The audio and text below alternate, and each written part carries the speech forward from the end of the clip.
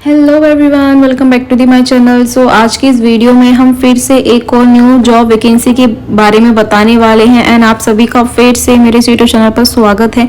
And अगर आप सब फर्स्ट टाइम मेरे यूट्यूब चैनल पर आ रहे हैं तो प्लीज़ मेरे इस यूट्यूब चैनल को सब्सक्राइब कर लीजिए, बेल आइकन को क्लिक कर दीजिए, जिससे कि आपको टाइम से टाइम जो है नोटिफिकेशन मिलता रहेगा। अगर आप पहले से मेरी यूट्यूब वीडियो देखते आ रहे हैं तो आपको पता होगा कि मैं अपने इस यूट्यूब चैनल पर गवर्नमेंट की वैकेंसी से रिलेटेड वीडियोज़ डाल रही हूँ, जिससे कि आपको टाइम टाइम नोटिफिकेशन मिलता है कि किस टाइम कौन सी गवर्नमेंट जॉब निकल रही है और उससे क्या एलिजिबिलिटी रहने वाली है और आप कैसे उसको अप्लाई कर सकते हैं।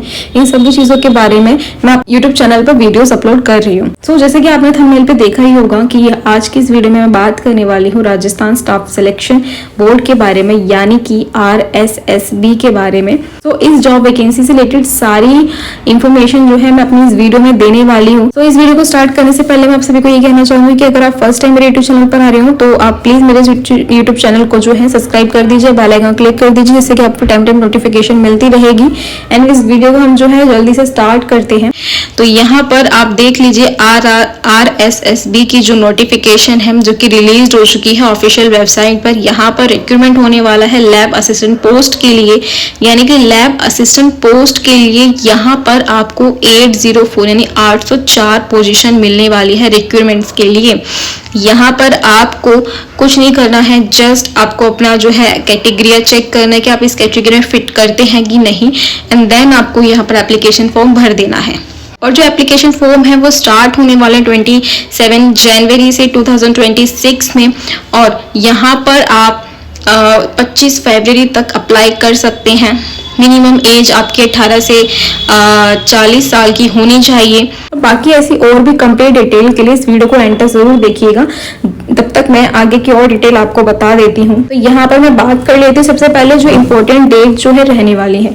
तो इम्पोर्टेंट डेट जैसे कि मैंने आपको बताया कि जो एप्लीकेशन फॉर्म है वो स्टार्ट हो जाएगा 27 जनवरी में, एंड लास्ट डेट इसकी 25 फरवरी रहने वाली है।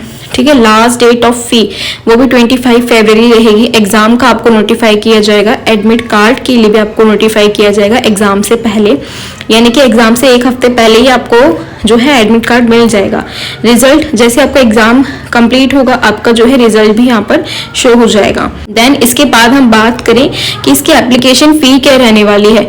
एप्लीकेशन फी जो है यहाँ पर जनरल के लिए, EWS के लिए, OBC के लिए 600 रहने वाली है। अगर आप इसके अलावा दूसरी कैटेगरी में आते हैं यानी कि EWS में, OBC में, तो आपका जो है 4000 यहाँ पर जाने वाला है। इसके अलावा अगर हम SC ST PH की कैटेगरी में आते हैं तो 400 आपको एप्लीकेशन फ़ी पे करनी होगी। करेक्शन आप कर सकते हैं, लेकिन उसके लिए जो है 300 रुपये अलग से लगेंगे। अगर कोई भी डिटेल यहाँ पर गलत फिल कर देते हैं तो आपको करेक्शन चार्जेस जो है वो 300 देने पड़ेंगे।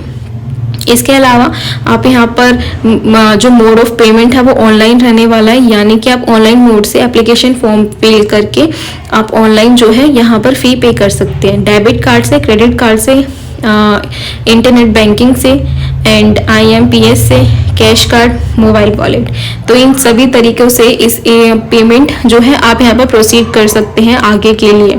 इसके अलावा हम जो नेक्स्ट बात कर लेते हैं वो है एज लिमिट के बारे में कि क्या एज लिमिट होनी चाहिए एज ऑन 1 जनवरी 2027 के लिए।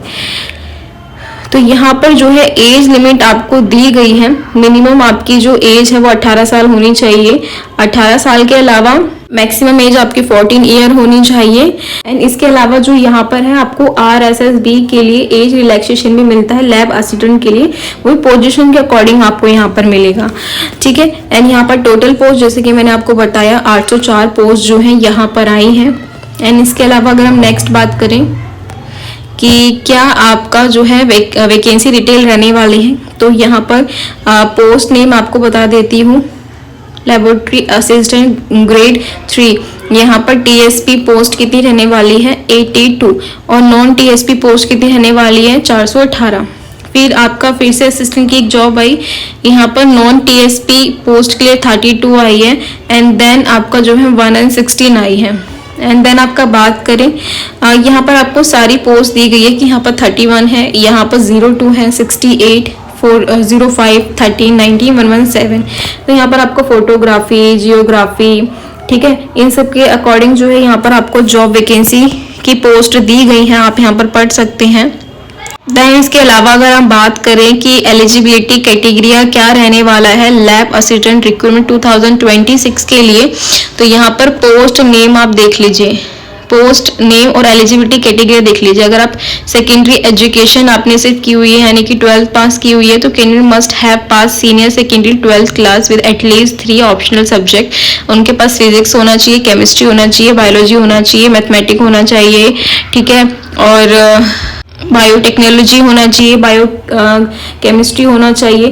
तो ये सारे सब्जेक्ट आपके पास होने चाहिए अगर आपने सिर्फ 12th पास की हुई है यहाँ पर। इसके अलावा अगर आपने सिर्फ एग्रीकल्चर में किया हुआ है तो candidate has pass senior secondary यानी कि 12th पास किया होना चाहिए। इसके अलावा साइंस स्ट्रीम उनके पास होनी चाहिए किसी भी रिकॉग्नाइज्ड बोर्ड की साइड से।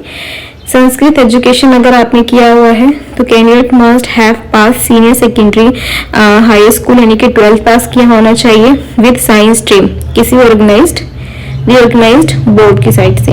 Home state forensic science lab, यहाँ पर कैंडिडेट के पास 12th पास तो होना ही चाहिए, साइंस स्ट्रीम भी होनी चाहिए एटलीस्ट सेकेंड डिविडेंड के साथ एंड पोजेस एनीवन, ठीक है। यहाँ पर qualification degree, diploma, certificate computer science and computer application, O level certificate from NIELIT and RSCIT certificate from Kota, ठीक है।